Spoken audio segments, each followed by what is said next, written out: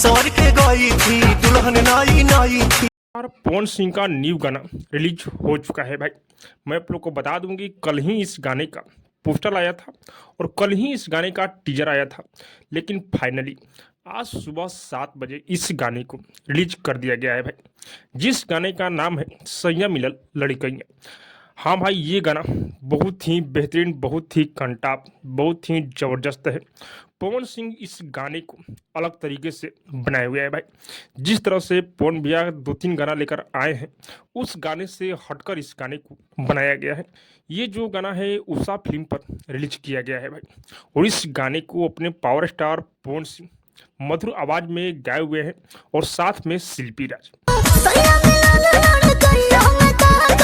और इस गाने को आशुतोष तिवारी लिखे हुए हैं और इस गाने में म्यूजिक प्रियांशु सिंह का है। पवन भैया के साथ में नीलम गिरी नजर आ रही है, लेकिन मैं आपको बता दूं कि इस गाने का वीडियो क्वालिटी कैसा है, रिलिक्स कैसा है और म्यूजिक कैसा है भाई। तो इस गाने का वीडियो क्वालिटी बेहतरीन है, रिलिक्स भी बेहतरीन है भाई, लेकिन थोड़ा सा म्यूजिक और बेहतरीन बनाया जा सकता था भाई। लेकिन फिर भी ये गाना सुपर डुपर हिट होगा।